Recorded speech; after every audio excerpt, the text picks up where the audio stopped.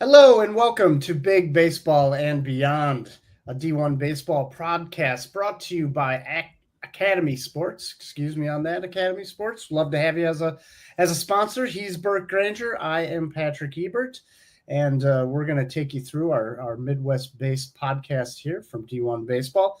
I want to give a special shout out again to Academy Sports by saying prepare for takeoff, because Academy Sports and Outdoors is your new home for Jordan. Gear up today and take flight on the court, off the court, and above the court. Make your play in the latest head-to-toe Jordan gear for the entire family. Available in-store and at academy.com. Elevated styles and shoes for everyone. Unstoppable value every day. Unleash your greatness with Jordan at Academy Sports and Outdoors. I got to say, Burke, this whole new Jordan kind of phenomenon is cool because – And I'm just going to share a little story with you. And first of all, hello. Hello, buddy. When I was young, I was in grade school. I remember when Jordans came out, and everybody had them. And this is when you'd wear different shoes for gym class than you would for school. And you bring your sneakers in your backpack to wear. And everybody at the time, I don't remember what grade it was, probably 3rd, 4th, 5th grade, I don't know, had the original Jordan 1, the black and red. Yeah. And I remember the local sports store had Jordans. And at the time, this is old school. My parents wouldn't spend more than $30 for a pair of shoes. Right. And these Jordans were $30. Every other store, they were $60. I don't know if they were some specially designed crappy Jordans or whatever, but they looked like the real deal. When I went to the store to actually buy them, I had the choice to choose these Jordans or these kangaroo high tops. And the kangaroo had a little Velcro flap with a zipper, and you'd stick a quarter in it. And that's about all you could fit in there. But for some reason on that day, the kangaroos won. And I got kangaroos. And for the rest of my life, I absolutely regretted that decision. I did not have Jordan shoes, because, my parents would not spend more than $30 for a pair of shoes. Fast forward however many years, 40 years, and now I own a pair of a Nike Jordan Lows in the same blue-black color scheme. My wife has a pair. Both my sons have pairs. I go to baseball games. I see people wearing Jordan shoes on the turf. They make specially formulated Jordan cleats for football. What's your take? Got any Jordans in your closet? I do. I have one pair. I have several pairs of sneakers. I like sneakers. And I had a kid who got into it when it got super popular a couple years ago. So as he's telling me, all these Jordans he wants to buy, I'm looking at the sneakers app on my phone, and I'm scrolling through, and I'm like, I don't know why anyone would waste so much money. And then I'm like, ooh, I like those. Yeah. So I have those, and I have an addictive personality. So I needed to cap it at, I'm just going to have one. Now the kids would say, you got to buy two. You got to buy one to rock and one to stock, right? One that you wear, and then one that you keep for posterity. You and I are both over the hill. So what are we saving it for? Let's wear it now. Let's enjoy it while we still can. So yes, I'm a fan of Jordan gear. I think you made a terrible choice in your childhood, because Agreed. We're not reading an Academy Sports ad to say, gear up for kangaroo Converse or whatever the hell those were. Jordan, the Jordan brand won out. The Jordan brand won out. And yeah, like you, I see a ton of people both in the stands, scouts rocking them, players having the custom Jordan ones. And it's what is cool is it's that original 1984 design. There were different Jordans every year when we were growing up, and and I never had the Jordan 1s, but I had somewhere down the line Jordan 6s or whatever.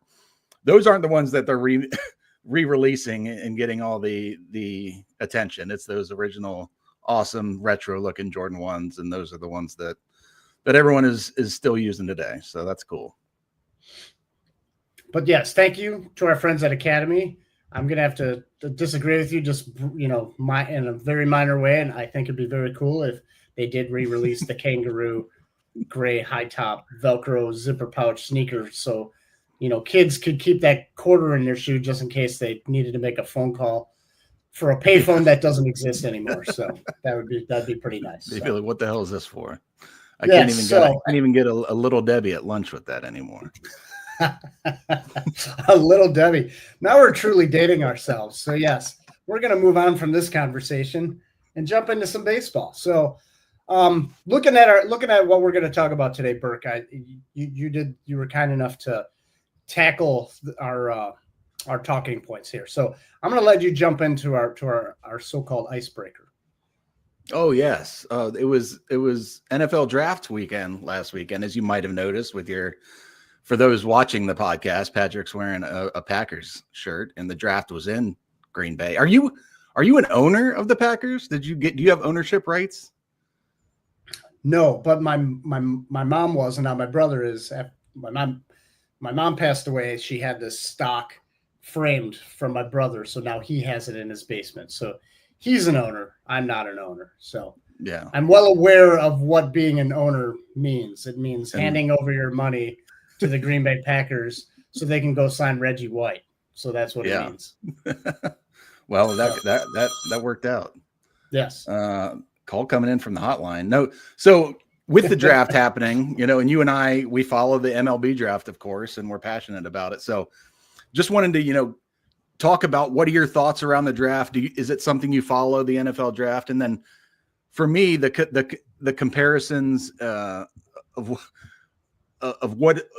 that draft compared to the baseball draft and the ways that they contrast one another. Like as I'm watching the NFL draft on Thursday, I think the Bengals took a guy in the first round, like 12th, 13th, 14th overall, who was a defensive end who has all these great metrics, and they say he's going to be an awesome edge rusher, but he had 4.5 sacks over 3 years in the SEC. So and then there's also guys, there's a trend of these 24, 25, 20, these older quarterbacks who have played college football for 7 years are now first round picks, and the age isn't held against them. And, when I talk to scouts, obviously in my area on the baseball side, about a performer who is 23, 24 years old, who's been in college for 6 years, their pro prospects are not as great as someone who's in the draft eligible sophomore or someone who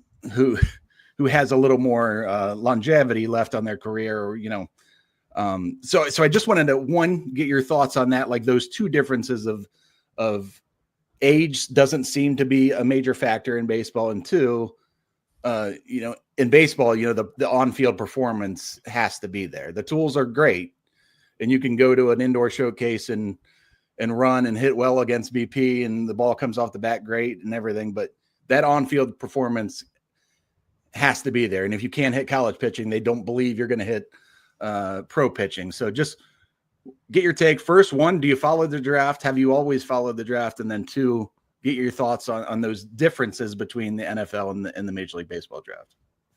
Yeah, I'd say yes and yes to the first two questions. I do find myself this was the first year I had no idea who the Packers, my favorite team, the Green Bay Packers, were being rumored to take. And I usually do enough homework to look at mock drafts and stuff and get a rough list of 3 to 5 names that the fans and the so-called experts were projecting the Packers to select with their pick. And, they always select late in the first because I root for a really good team. They're always good. They always make the playoffs. Not trying to brag about that. It's just a fact. But, you always have to wait then with the first round. There've been a few premium picks sprinkled in over the years. But for the most part, the Packers pick in the 20s. But it still makes it more fascinating because they trade down a lot. And similar to my interest in baseball, a lot of my interest in football has to do with the player development, because, I watched college football a lot when I was younger. You grow older, you have kids, you start watching less. Working in baseball has certainly caused me to narrow my focus on more of watching college baseball, because I started as a big Brewers fan too. I follow the Brewers less than what I did when I was younger. Obviously, having a family changed that as well. Now, viewing the differences, I find it interesting that you say that the age played a big part of, the difference in, we all know teams, like the Cleveland Guardians being one of them. being one of those teams that they got a group of scouts where they really hammer home, like take those young guys, right? And they spend a lot of time concerning themselves with birth dates. And I've worked for a showcase company where scouts would come up to me and ask me a player that wasn't on the roster, or maybe his birth date wasn't listed. They'd ask, hey, what's his birthday? It was one of the first questions I'd always get is what his birthday was. And in my opinion, I think a little too much time is spent going into that, because what really makes a difference is if a kid is 20 years old in 9 months and 21 years old in 6 months, the scouts would probably tell you it's a world of difference, right? Like, especially when you're investing that much money. But it would really be a shame to miss out on a player just because you were too concerned with his age. Now, one thing I find interesting with football is that age difference certainly is more of a like a current phenomena.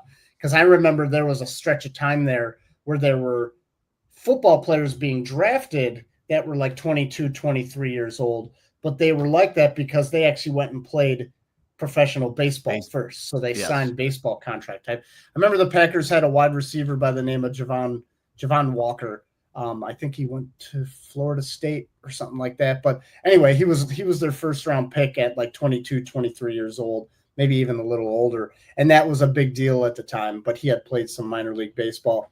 I want to say there was a quarterback for them.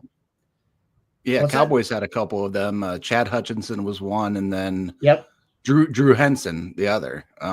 Drew Henson was one of the more famous ones. Yep. Yeah. I think there was like Carson Wenke or something like that. Chris Wenke from Florida State. He was a Heisman winner at like age 26, and then ended up being a first round pick by the Carolina Panthers. Yeah, so that's my more, I guess, memory as far as the age. I think that now the age is more with more and more players sticking around for as long as possible, to maximize their eligibility and help their teams win. So I think for the most part, similar to baseball, when a player is good enough to go pro, they go pro at, I guess, an applicable age. But yeah. And of course, the big difference is there's minor league baseball where these kids can grow up and get a little more maturity. Like I can't see an 18-year-old or even a young 21-year-old who needs further development jumping right into the NFL. Whereas, in baseball, you have a couple years, unless your name is who's the Dallas Baptist guy who jumped straight from Johnson. They're Ryan Johnson, the pitcher. Johnson, who, unless you're him, unless you get drafted by the Angels, where you're not going to spend a lot of time in the minor leagues, like most of those guys. They need you. Got a lot of time to do some growing up in.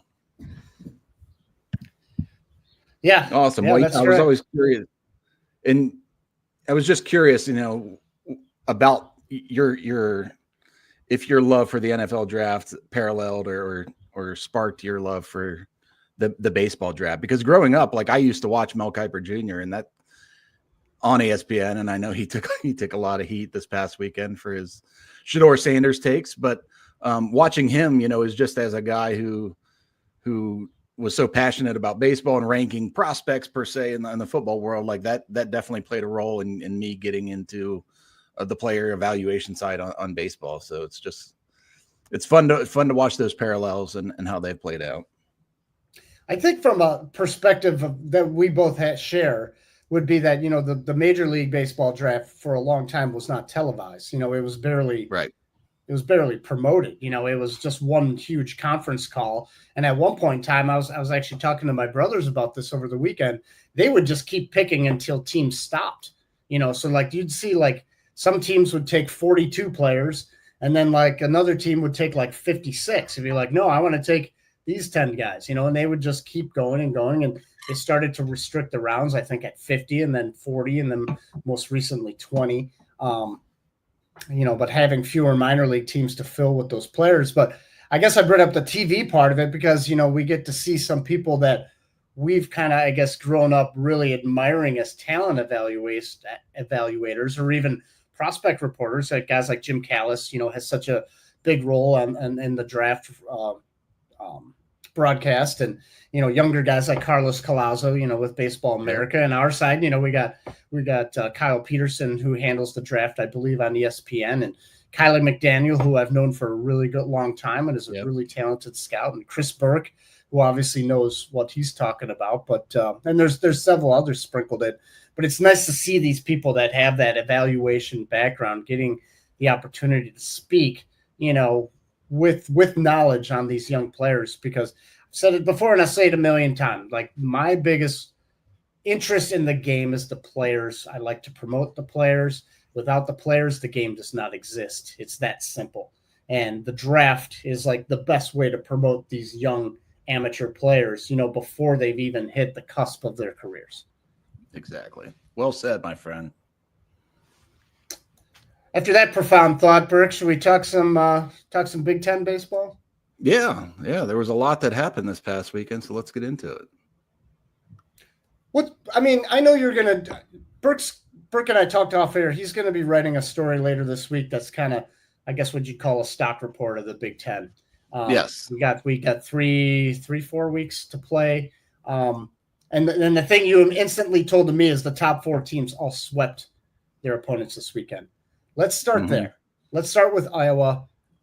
They're still in first place, 31-12 overall, 20-4 in the Big Ten.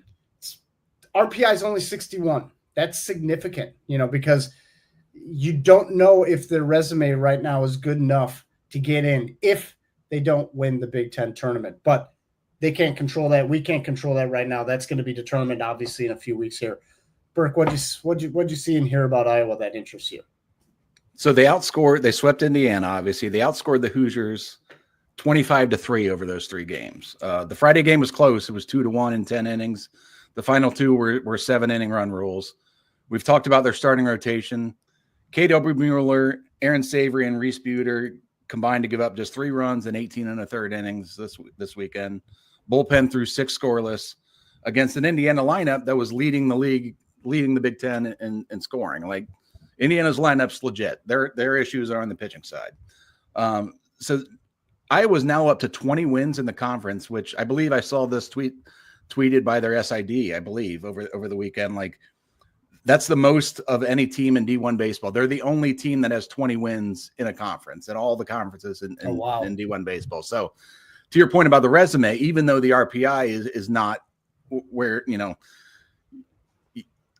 Rick Heller was on Shotguns podcast last week and has that whole 10-minute chunk on the RPI. If you want to go listen to it, I would recommend it. It was fascinating. But the RPI is not doing any favors. But those 20 wins in conference play will go a long way with the committee. I believe. I would hope so. And then they do have the chance to boost the RPI. There's 3 weeks left in the season. They're at Washington, and then against Oregon State in that neutral site in Des Moines, and then had at home against Oregon to close it out. So Oregon's now 6 overall in the top 25. So that'll give them a big boost if they can come out somehow win that series. So overall, just, Iowa continuing to build on their success. I think that's 2 sweeps in a row for them. So looking like the team to beat, or one of the 3 or 4 teams to beat at the top of the Big Ten. Yeah, for sure. Last week they swept Michigan in Ann Arbor, and I thought that was kind of like their first or their biggest statement to date. Sweeping Indiana at home was now their biggest statement to date. And then what they do, like you just said, against Oregon State and Oregon down the stretch here. Oregon State obviously doesn't count for the conference standings, but it's going to provide them with the biggest RPI boost to date. So that's huge. Yeah. UCLA is in second place, 32-11 overall, 16-5 in the Big Ten. They've played 1 fewer Big Ten series. They've already played their non-con during the regular season. The Big Ten, of course, only has 17 teams, so at least 1 team needs to play a non-con every weekend. Last weekend, they swept Penn State at home. Burke, I didn't follow the series a ton. I've been watching UCLA a lot, and I kind of already know what to expect for them. I did that feature on Rock Chalowski a few weeks ago, and he was already good. My impression coming away from watching him play was he could be the favorite to be the number 1 pick in next year's draft, and he just keeps getting better. What do you got on the Bruins?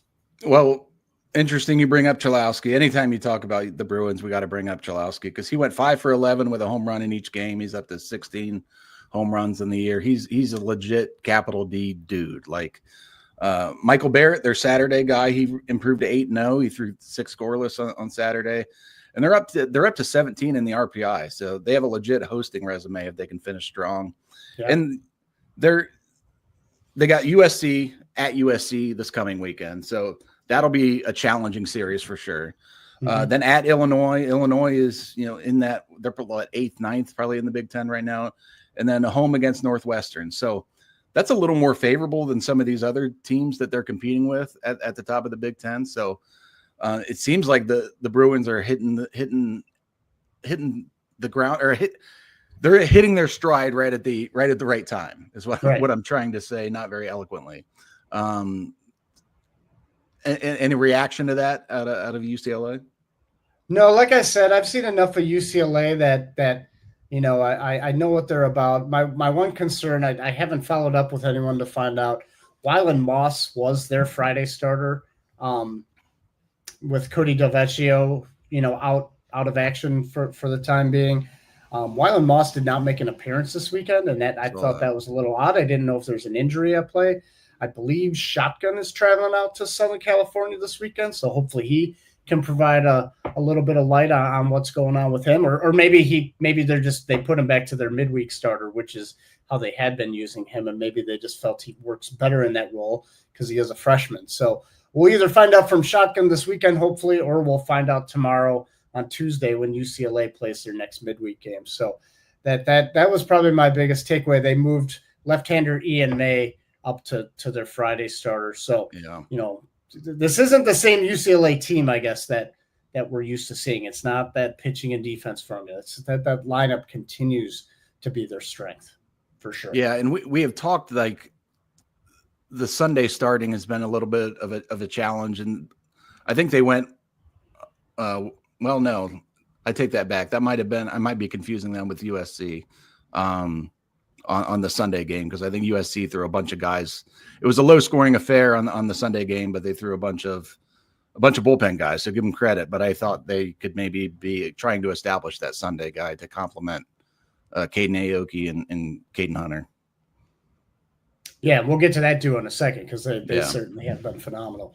Let's jump to Oregon, because they had the most impressive weekend of anyone in the nation. They swept Oregon State and Eugene, and it was convincing. I watched a good part of that series, and our Joe Healy was there reporting from Friday and Saturday, and his stories on both Friday and Saturday pretty much read the same. It was a dominant performance by the Ducks to beat an in-state rival and like a hated in-state rival, and then to win all 3 games. That's no easy task. They're actually playing one more game. It's not part of their weekend series, but they have a midweek game on Tuesday now that they're playing each other. So just think if Oregon takes that game too. I mean, that would be quite the statement.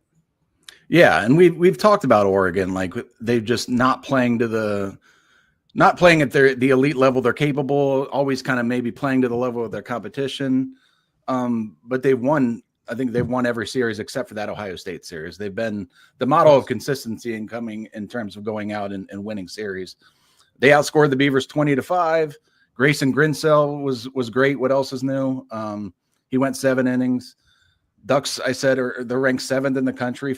They're firing on all cylinders. Like Grinsell, Colin Clark, and then Jason Wrights combined to give up just 4 runs in 18 innings. They didn't make an error, and then they hit 8 home runs. So those are their strength of that team. Mason Novell hit 2 home runs. He's up to 21. Which is tops in the country.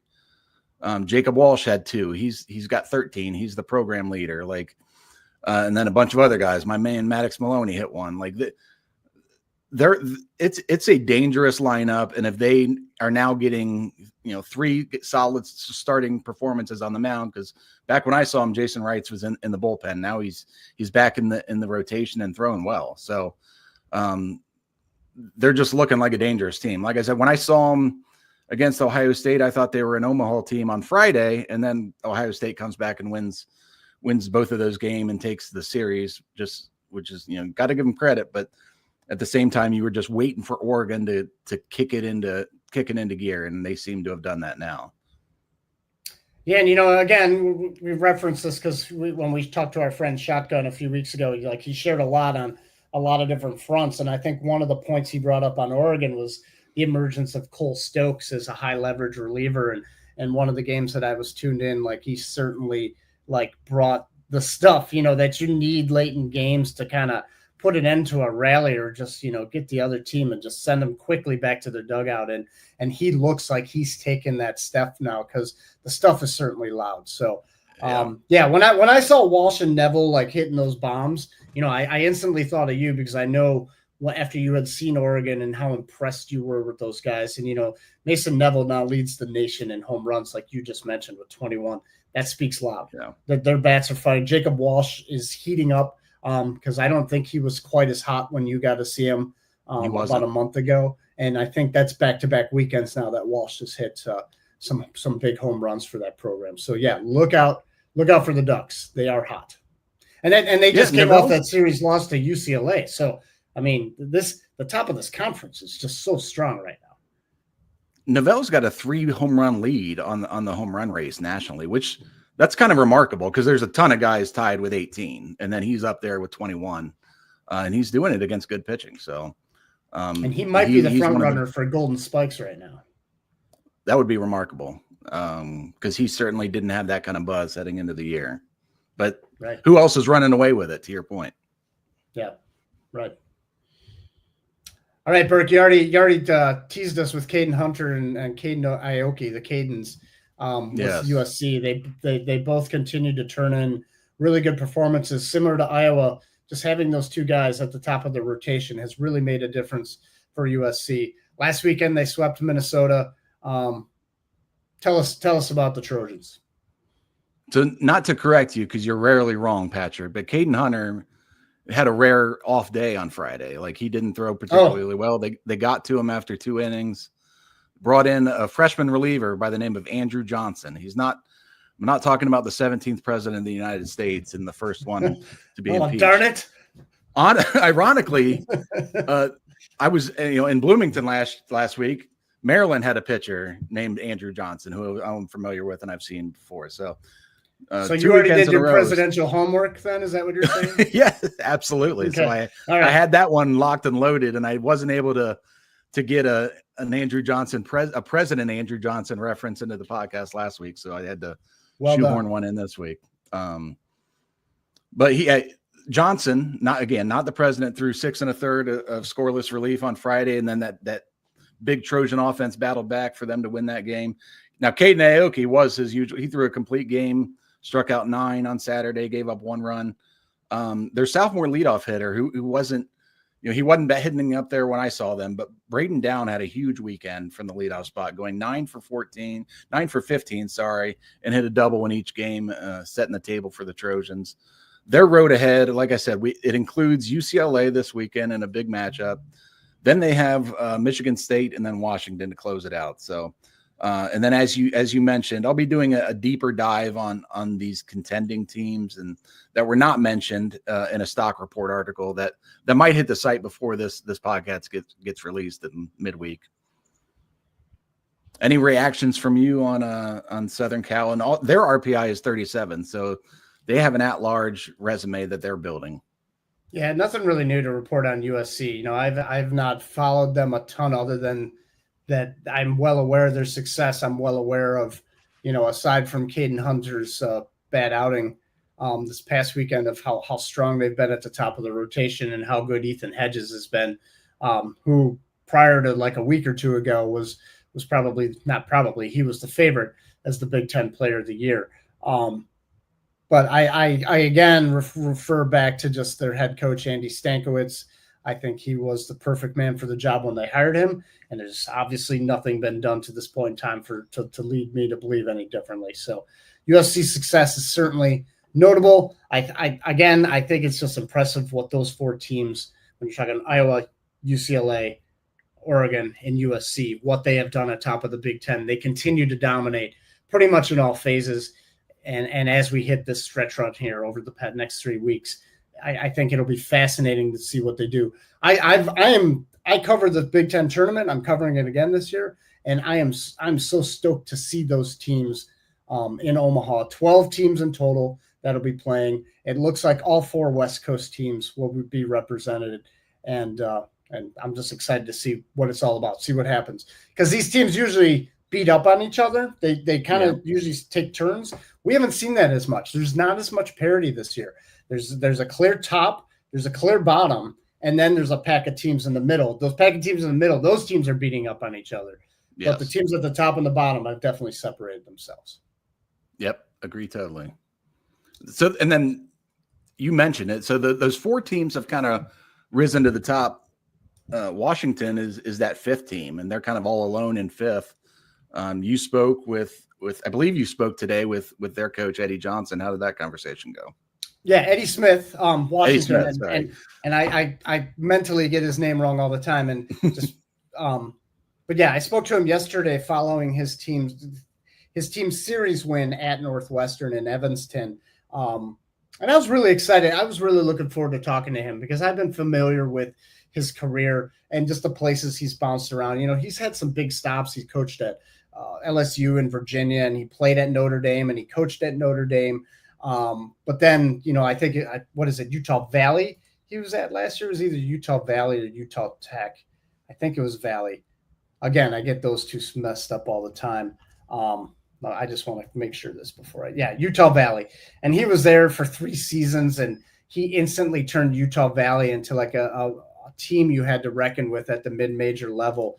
But overall, I think, and, you know, Mike Rooney, when he handled the Washington Fall Report, he did a really good job talking about the importance of the coaching staff that Eddie Smith surrounded himself, which includes pitching coach Connor Lambert, Anthony Gillich, and the recruiting coordinator Mike Gange, however you pronounce that, Gang. Sorry, Mike, for not knowing how to pronounce your last name. But all these guys are from the Seattle area, and that's where the University of Washington is located.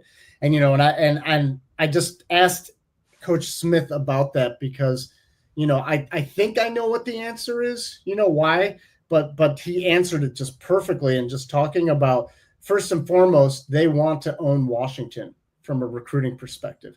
And the second point is they kind of have to own Washington from a recruiting perspective because they aren't going to be huge players from an NIL perspective. You know, right. He's working to build that NIL pot, you know, but it's a work in progress. And they really have to sell the program to the in-state kids, to the kids that can afford the tuition at the University of Washington. You know, it's not that different of a conversation that you're going to have with a lot of the other programs in the Big Ten where, you know, these are established programs with really good history and really good coaching staffs, but they're not playing with the same resources that some of the teams down south are. Certainly some of the programs are playing with bigger resources, but for the most part, you know, a lot of them, there's more of an uphill battle. And I just really liked hearing him talk about those different approaches and the things that they would do to make themselves successful. And two, then, you know, like they're 7-0 on Fridays in Big Ten conference play. 7-0, like it's remarkable. That's impressive. And they've won 5 of those 7 series. Not surprising. You know, you get off to a 1-0 lead on the weekend, and you're going to be putting yourself in a tremendous position to win. And their Friday ace, Max Banks, who's a D3 transfer that was mostly injured last year, but had a really good season the year before, kind of fell under the radar in the portal last summer. You know, Smith and his staff were all put in place like early to mid-July, and they get Banks, you know, like 3rd or 4th weekend of July. And, you know, they didn't know he was going to be their ace. And I even asked him, I'm just like, hey, what would your team be doing right now if Banks hadn't evolved the way that he has? And he just replied, he's like, you're going to give me nightmares thinking about that. You know, it's like, but it's not to mean like it sounded accidental, because this is what happens when you have a good coaching staff, right? You acquire these players, you put them together, you assemble, you coach them up, you get them into the system, you get them on the strength and conditioning program, and they excel, right, to this different level. And you know, from watching them play, you know, aside from Max Banks and Saturday starter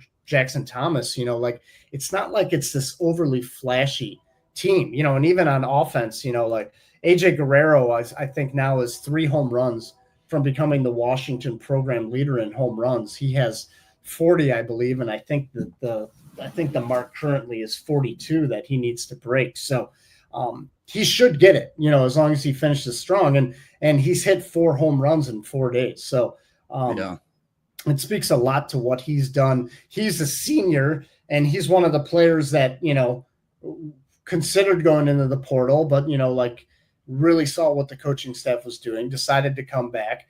Their leadoff hitters, first baseman Kason Taggart, who has 42 walks so far this year. I think that's 4th in the Big Ten.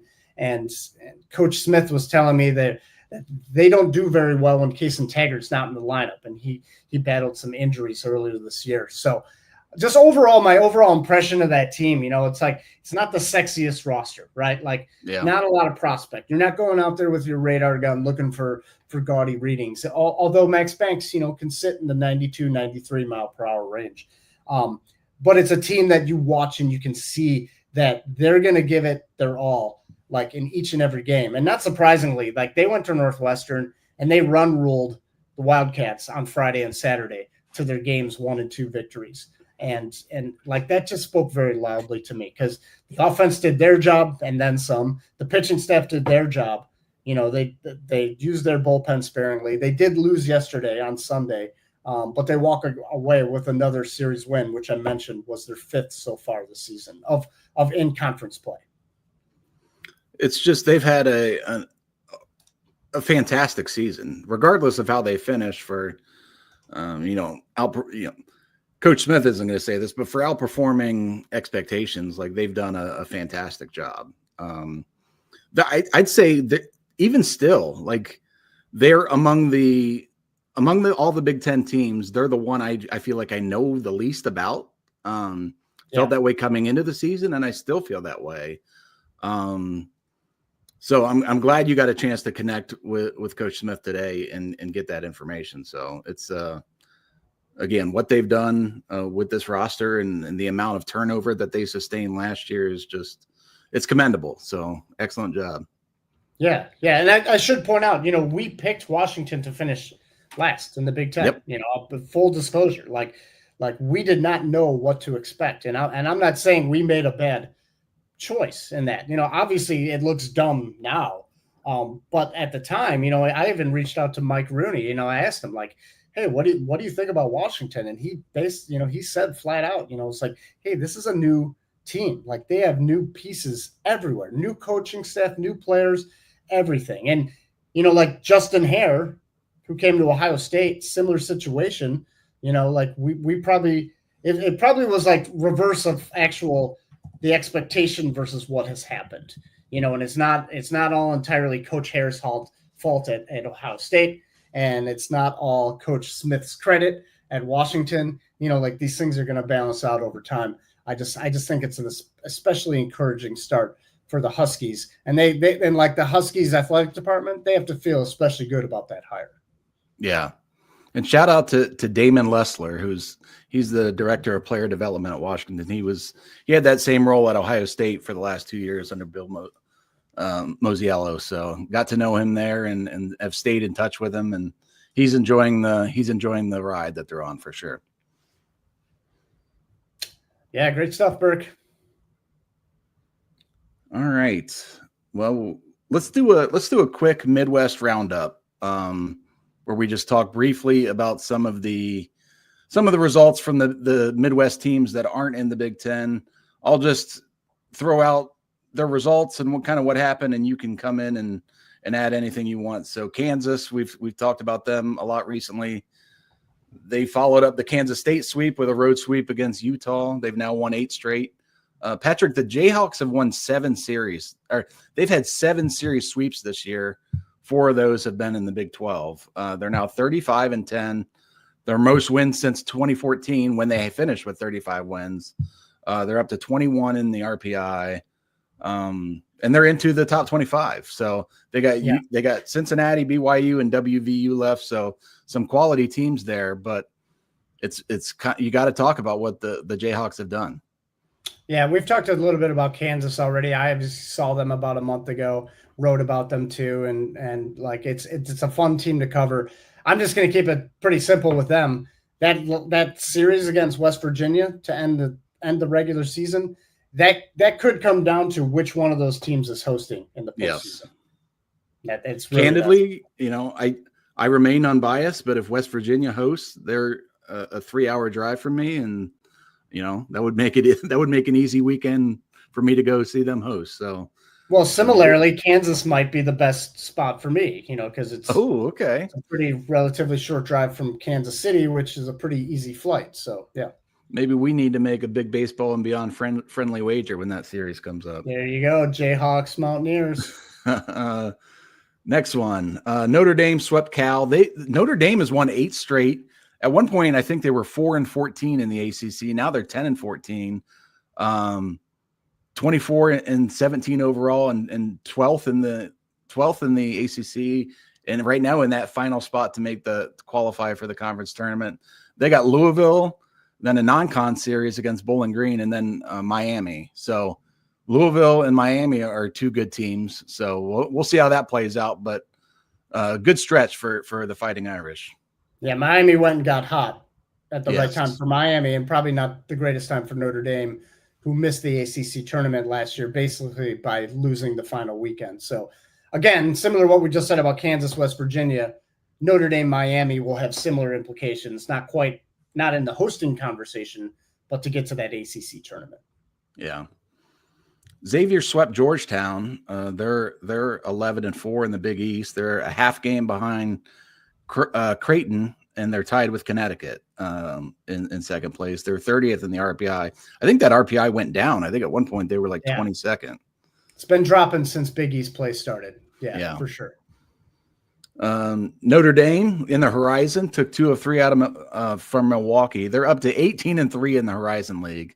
They have a 6-game lead over Northern Kentucky for their 7th consecutive Horizon League regular season title. Now it'll all come down to the conference tournament. Obviously, it's going to be a 1-bid league, but it's hosted always by the regular season champ. So, Wright State certainly in position to host. Their sophomore left fielder J.P. Peltier is second in the conference with 14 home runs, and he's also got 15 stolen bases.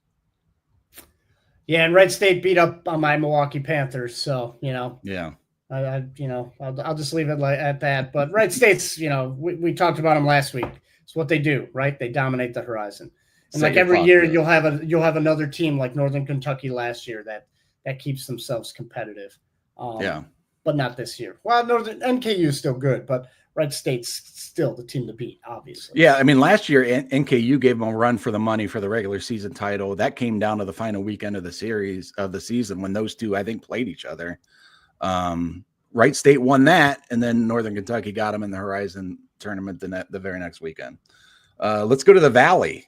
Missouri State won a series at home against Evansville. They have a 1-game lead in the Missouri Valley Conference. Big series against Iowa State coming up, who's 3 games back this coming weekend. Illinois State.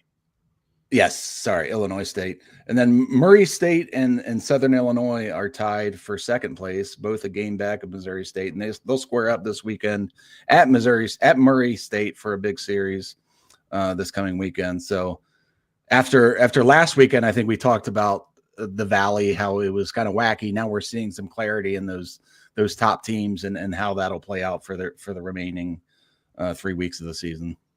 Yeah, a little separation was created this past weekend. We saw all 3 of these teams, Missouri State, Murray State, and Southern Illinois, all hit a few bumps on the road like a week or 2 ago. It feels like all 3 of them have righted the ship. If you're around Murray, Kentucky this weekend, that's definitely a series to catch Murray State and Southern Illinois. I'm going to try to get to a game of Missouri State at Illinois State, which is going to be played in Normal, Illinois, which is about 3 hours south of me. So just to get a look at both of those teams. Illinois State, too, I believe is tied for 3rd. So they're still in the picture in that conference with some pretty good players. So, yeah. Valley still remains interesting. Yeah, absolutely. And Burke, I know you spent a day.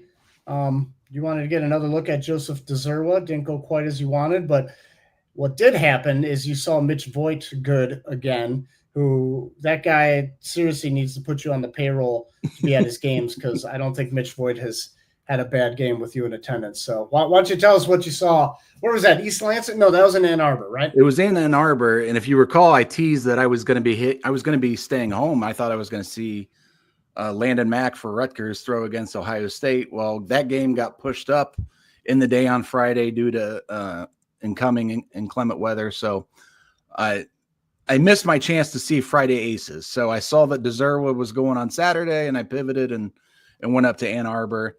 It was my second look at him this year. He was not quite as sharp as opening weekend. He was up to 95 early, but kind of settled into 90, 91 late. He got swings and misses on the fastball and changeup, but the slider was more of a get me over pitch, and he used his mid-80s cutter more. David Lally, the Notre Dame transfer, that was the first time I got to see him in a spring game, and he threw really well. He only gave up one run over 6 2/3. Mitch Voit, you mentioned it. He went 3 for 5 with a triple and a home run in my look, but hit the ball hard. He was on the barrel a lot against the Dzierwa with a lot of evaluators in the stands. Like, I think he's truly one of the best hitters in the Big Ten. So again, it was a second look at most of these guys as I'm just kind of wrapping up. As the season is wrapping up, you're going in to look at guys that you saw really good early, and you're checking in on them. Dzierwa wasn't quite as sharp, and we've talked about it, how Cade Obermueller is kind of closing that gap between he and Dzierwa as the top lefty and top arm overall in the Big Ten. So, it was just it was a nice day, and the stands, it was as good of a crowd as I've seen at Ray Fisher Stadium in Ann Arbor. So it was a good day to see some baseball. Michigan swept the series. Tate Carey, their freshman, he's become their Sunday guy. Look up his stats for like the last 4 starts. He's been remarkable. He struck out, he's striking out over a guy an inning during that span. And we had talked a while back about how we expected one of those freshman arms for Michigan to step up, and he seems to have, he got the memo, and he's become one of their top 3 or 4 arms on the team. As Michigan is still, they're still alive in terms of being in that middle of the pack, and it's a dangerous lineup. You saw it. I saw it over the weekend. If they're they got 10 hits off Dzierwa in 6 innings, and no other team has certainly done that this year. So that's impressive. Yeah, I think I tuned in for the first inning of that Saturday game just because I wanted to see Dzierwa for myself. And I saw that Voight triple that he just smoked that ball. And I was just like, yeah, there he goes again. Like, it's been a really fun development to watch. I'd argue the best in the Big Ten, especially given his profile coming in with his background as a two-way player. So, and the last time I saw Voight, infamously, he hit a triple and did a celebration on the third baseline that went viral and then posted an apology for it the next day. So he hits this triple in the first inning, and we're sitting there with the scouts like, don't do it, Mitch. So cooler heads prevailed, and he just celebrated in a wholesome manner, and then went on to barrel balls the rest of the afternoon. So good karmic juju for him. And if you don't know what Burke is referring to, let's just say, kids, don't do drugs. Just say no. Just say no. Just say no. Another mid-'80s throwback. Just say no. That's right. Put your Jordan 1s on and just say no. Yes. Just say no to kangaroos. Yes. All right, Burke, where are you going this weekend? Well, where am I? Oh, I think I'm going to do some action. I think I'm going to check out Kent State and Ball State. Ball State has a half-game lead on Kent State, so those two are meeting up in Muncie. So I'm going to try to go over and catch at least one of those games, and just see who's the best team in the action. I don't think I'm going to go to their league tournament this year. I'm going to try out some new places. So this might be one of my last chances to get my action fix.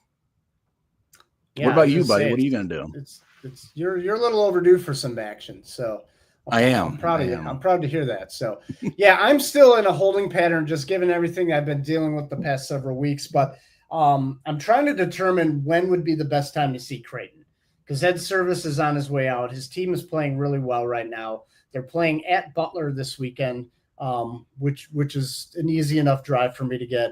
They at home the following weekend. They host Xavier, and certainly that matchup I like better between the two. So I'm still a little bit of a TBD. I mentioned the Missouri State, Illinois State series, of which I could catch 1 or 2 games at that as well. So I'm gonna head into the weekend though with a little bit of a wait and see approach and see where, if anywhere, where I end up, and hopefully it's somewhere sunny and warm, because that's something that has hit the Midwest pretty much just today. So yes. And hopefully that continues here for a little while longer. So Burke and I are actually able to watch baseball and not worry about Landon Max start being bumped up 5 hours and basically during the middle of the day when we have day jobs. So yeah, thank you very much, Mother Nature, because you screwed us again.